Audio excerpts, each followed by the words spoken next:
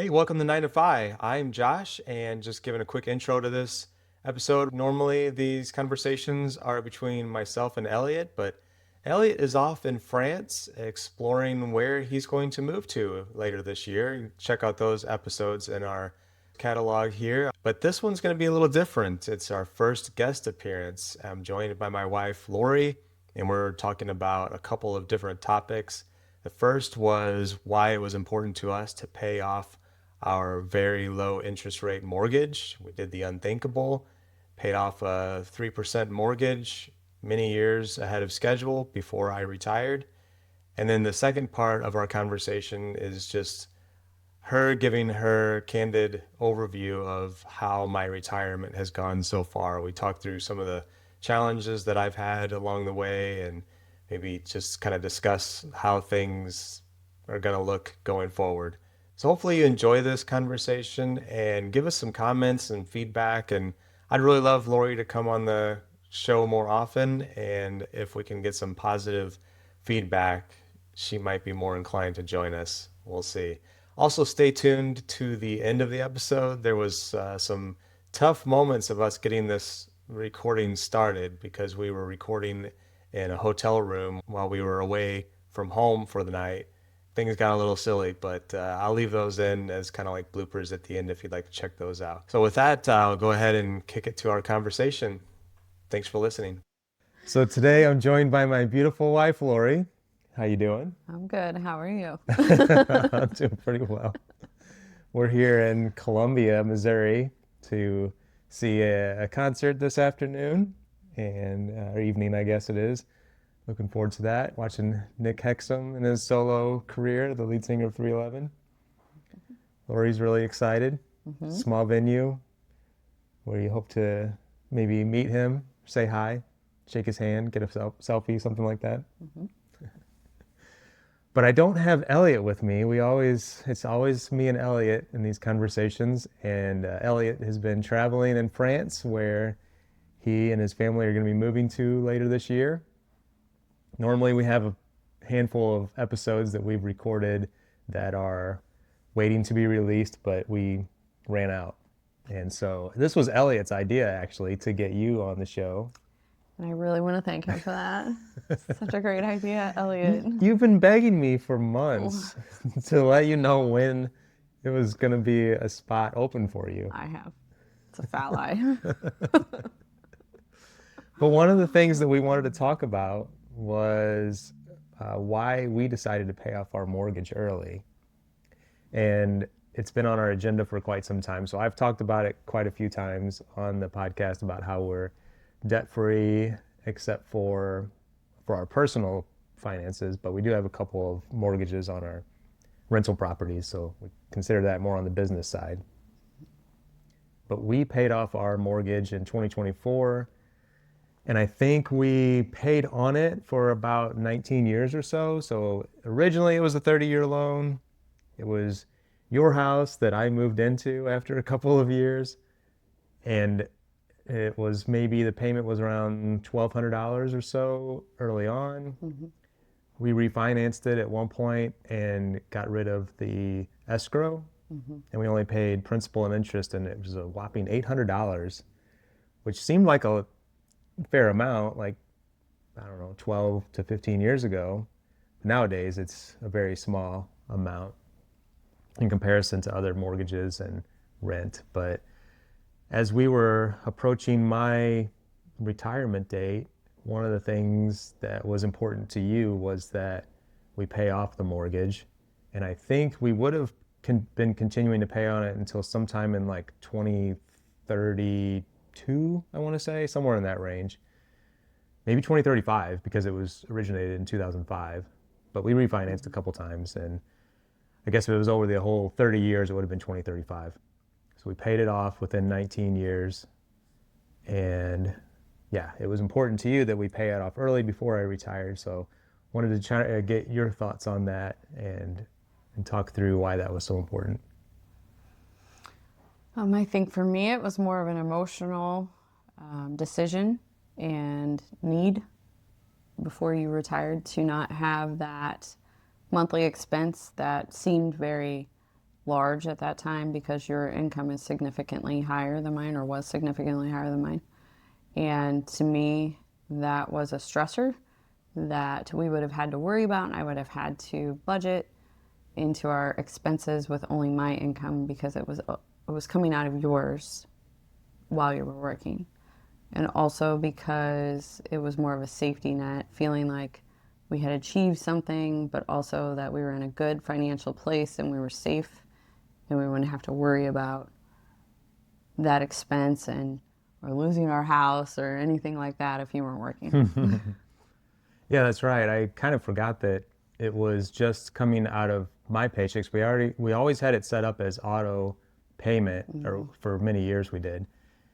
And the way that we organized my checks, whenever they would come in, they would get direct deposited. And we actually, at one point, I made it very complicated where I had like 5 different savings accounts that the money was getting split out into. We had like mortgage, we had like car repair and maintenance.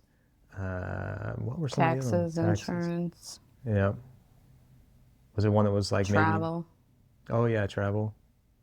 There may have been one that was kind of more just like long-term emergency fund or something. I think so.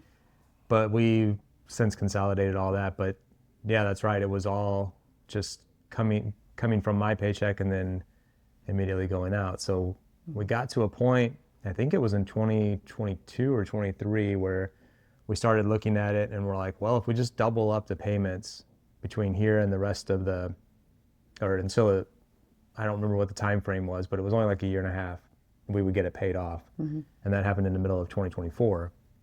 But our interest rate was relatively low. It wasn't as low as some people have now, where it's below 3%, and that, is long since passed, but ours was 3.75.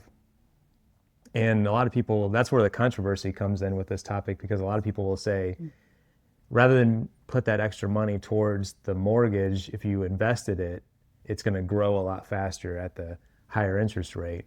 And I really didn't have strong feelings one way or the other. And I remember at one point we did kind of a rough calculation where I said, okay, it's going to take us 18 months or whatever it was going to be to pay it off. If I would have instead put that extra $800 a month into the stock market, it wasn't going to grow based on those early calculations, it wasn't going to grow as quickly. And we were going to wipe out a pretty significant amount of interest.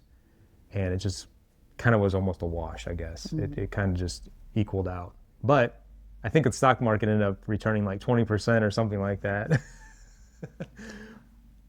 But I felt like we had enough money in those areas. So I'm more of a day-to-day, monthly, short-term person. You're more of a long-term person. So for me, when I'm thinking of paying monthly bills, and that $800, even though it was only $800, is something that I have to think about paying that month, it's stressful. You think of long-term and you look at that stock market, that doesn't even register with me at all. Like, it doesn't even make any sense to me. I'm like, $800 a month, that's in my face. That's why it was important too. Yeah. Yeah, and I have no regrets. I think it's still a really great feeling to own our home free and clear. We still have the insurance and taxes that we have to pay every year, which are still pretty good sized chunks. I think insurance is $1,800, $2,000, somewhere in that range. Yeah. And taxes is, I think, somewhere in the same area. So we have to kind of budget for those, but we haven't done as much budgeting for those items as we used to do. Now it just kind of comes out of that larger long-term savings bucket. And yeah, I mean, I'm fine with it. It may not be our forever home. That's another thing that we kind of considered, but we knew we weren't going to be moving anytime soon. Yeah. We talk all the time about maybe we'll move, but we don't know where to or what kind of house that we want. No, we don't know. The where is the question. And we thought that at least if we paid it off, it would retain value, and then we could take that equity that we have in the home and perhaps in the future downsize and maybe break even if we were to move. But that the future's uncertain. Yeah, because that is one thing I don't want to have as a house payment. Yeah. A mortgage. Again. Yeah. Ever. Or any kind of payment ever again. Car payment. Yeah. Like I told you before, part of my thought process when we had a mortgage was, this is how it is. People just have debt. You'll never pay off your house. You'll never pay off your car. Yeah. Because that's how we grew up. That's how I grew up. My parents did not feel like they were ever going to pay off anything. They just lived in debt. So that was my mindset, that it was unachievable. And then we achieved it. We did. And that felt good too. How does it feel now, a couple of years removed from accomplishing those things? Feels freeing. Yeah. That's good. To have the car paid off, because that's not, we just bought that within the last couple of years, and to have the house paid off. And you're not working. And we're able to take trips. And so one thing that I've talked to Elliot about quite a bit is that we have a lot of like discretionary spending. So like everything we do, I feel like are all the majority of the money that we spend outside of utilities, gas, groceries is all like just for fun and entertainment for the most part.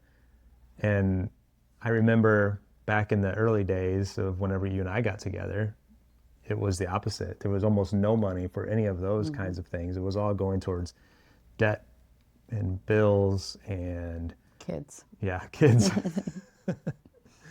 Yeah. So that's, you mentioned, I'm not working. So that was going to be my second question for you. And did you have any more other like things that you wanted to say about the mortgage? I don't think so. So I'm approaching a year of retirement now. We're just a couple weeks away from my April 11th retirement date. So very candidly, I'm just curious. We've had some kind of ups and downs and some things, but how do you think that I've done? How's the transition been? How do you think that I'm handling my newfound freedom in life? I think you have had some ups and downs. Because initially, prior to retirement, you had all these goals. I'm going to do this, I'm going to do this, I'm going to do this, I'm going to work on the rentals, I'm going to do some woodworking, I'm going to do stuff around the house. And then I think those things became more like chores or a job.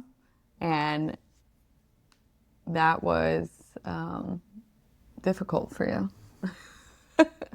Yeah. Because you got stuck.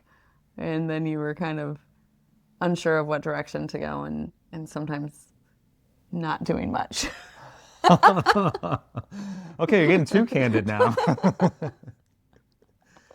Well, they're not doing much in the sense of like those things that you said you wanted to do or were going to do. You were doing a lot of things that were enjoyable to you. And I think it was difficult finding that balance. Yeah. I guess that's more what I should say is like you were hiking, you were riding your bike, you were, going to do things during the day that you didn't have the opportunity to do before, which was great. However, I think it was just difficult to balance, like, I'm going to go have fun and enjoy my freedom and my independence now and try to figure out when to fit in those things that maybe needed to be done or you said you wanted to do.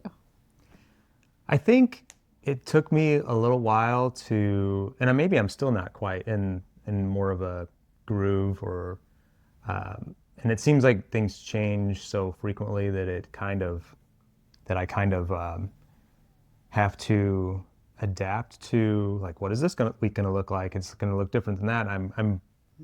I still, even though I maybe push away like the need to have structure and routine, I think I function better with that. I think most people do. As much as we don't love it and want to resist it, most people need that structure and routine. And I think early on I was really struggling with, here's all the things that I wanted to do, but I didn't have enough time to do all the like fun things because I still had like life stuff to do or rental stuff, like you said, to do, that I was like, I want to do all this stuff, but then you don't have as much time or maybe even as much energy as you think that you're going to have. And it took some getting used to. Still getting used to it, honestly. But I will say that I don't feel like, I've heard people talk about how they're still in the honeymoon phase of like, oh, I don't have to go to work tomorrow, or every day feels like the weekend. And I don't necessarily feel that way. And that could be because you're still working, but I think it's like, oh, my week, or here's the things that I need to do during the week, and then the weekend's coming up, and that my life's going to look, different. It's not going to be as much like in my less of a to-do list, I guess, on the weekends than during the week is. For sure. Yeah. I mean, hopefully over the next year, you'll continue to adjust and be able to adapt to some of these things. And we've had some circumstances with the rentals that have required you to dedicate a little bit more of your time than you probably want to or plan to. But, Yes. Those situations come up, but they're temporary. We know that's not going to be like that forever. So it's not like you're going to have to go out there and work on rentals 3 to 4 days a week like you've been, because that's not what your vision was. No, it wasn't. And I don't want that to be your life either. But I have been finding a way to balance that, even where I go work on them for 4 or 5 hours, and then on my way home I'll take a hike or do something to where it doesn't feel like I'm just at a job and then coming home and Yes. back into that kind of routine. So that's been nice. And yeah, I'm looking at it kind of right now as that this is a season, because I have 2 rentals that I'm currently like doing rehab work on, and hopefully I'll be completed with that in the next 3 months or so. You think that's optimistic? No, you better be before you go to Camp Fi in July. Yeah. That would be the goal, is to have that one rented, and the other one should be done in just a couple weeks. Yeah, that one's okay. Yeah. So I think even you, I mean, I'm not afraid to say it. You called me out, last week or the week before, and said, you don't seem very happy.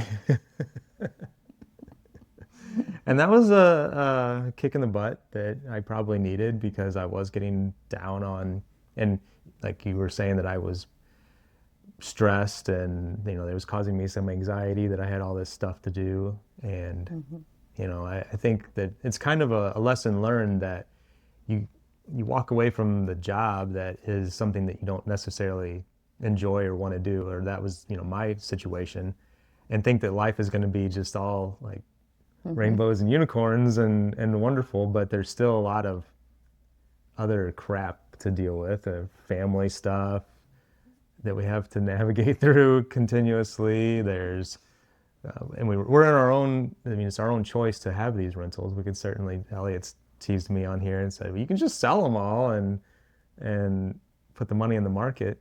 And I don't know if I'm ready for that, but that's something that we have talked about and explored, at least with a couple of them. Yeah, ongoing conversation about that. Yeah, so. We'll say the benefits of you not working is that you're able to clean the house, Yeah. make dinner, Yeah. do the laundry.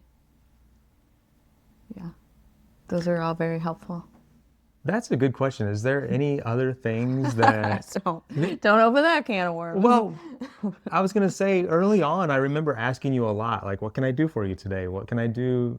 What do you want me to, spend more time on? And you were really good about saying, no, don't worry about it, nothing.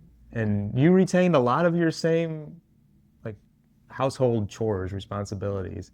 I think that most couples would be like, oh, okay, well, here, do the grocery shopping, do the meal planning, do the whatever else, the bills. That was another one that we kind of talked about, where I'm like, I can take that over, I can take on some of this stuff. And you wanted to retain some of that, or I guess the majority of it.